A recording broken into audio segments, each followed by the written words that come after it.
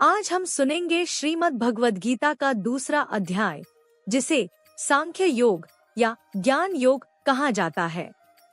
यह गीता का अत्यंत महत्वपूर्ण अध्याय है। युद्ध भूमि में अर्जुन मोह, दुख और भ्रम से घिर चुका था। अपने ही गुरुजनों और संबंधियों को सामने देखकर उसका हृदय द्रवित हो गया था। उसे युद्ध पाप प्रतीत होने लगा। ऐसे समय भगवान श्री कृष्ण उसे जीवन, आत्मा, कर्तव्य और कर्म का शाश्वत सत्य बताते हैं। एक आत्मा का अमर स्वरूप। कृष्ण कहते हैं कि शरीर नश्वर है, परंतु आत्मा कभी नहीं मरती। न जायते म्रियते वा कदाचित। आत्मा शाश्वत, अजर और अविनाशी है। शरीर बदलना आत्मा के लिए वैसा ही है जैसे मनुष्य कपड़े बदलता है। इसलिए मृत्यु का शोक अज्ञान है। 2. मृत्यु और जीवन का चक्र। जो जन्म लेता है उसकी मृत्यु निश्चित है और जो मरता है उसका जन्म। संसार का नियम परिवर्तन है। स्वयं को शरीर नहीं, आत्मा मानने वाला दुख से मुक्त रहता है। 3. क्षत्रिय का धर्म। अर्जुन का कर्तव्य धर्म युद्ध करना है।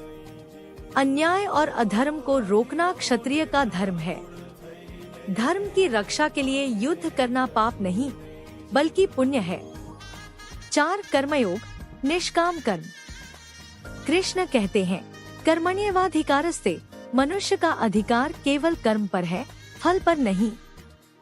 फल की इच्छा दुख देती है। निष्काम होकर अहंकार और आसक्ति छोड़कर किए गए कर्म ही शुभ फल देते हैं। 5. स्थिर प्रज्ञ योग। स्थिर प्रज्ञ वह है जो सुख दुख, लाभ हानि और रागद्वेष में समान रहता है। जिसकी बुद्धि स्थिर, मन संयमित और इंद्रियां वश में हो, वही सच्चा ज्ञानी है। 6. इंद्रियों का संयम। इंद्रियां मनुष्य को आकर्षित कर भ्रमित करती हैं। इच्छा से आसक्ति, आसक्ति से क्रोध और क्रोध से बुद्धि का नाश होता है। संयम ही शांति व आत्मज्ञान का मार्ग है। 7. बुद्धि योग। कृष्ण कहते हैं कि बुद्धि को शांत और विवेकपूर्ण बनाओ। स्पष्ट बुद्धि वाला व्यक्ति सही मार्ग आसानी से पहचान लेता है।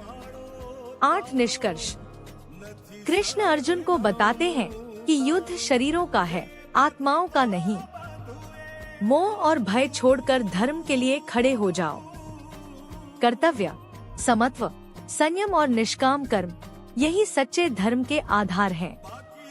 अगर यह अध्याय पसंद आया हो तो जय श्री राधे कृष्ण लिखें और ऐसे ही अध्यायों के लिए चैनल को लाइक, शेयर, कमेंट और सब्सक्राइब करें। जय श्री राधे कृष्ण।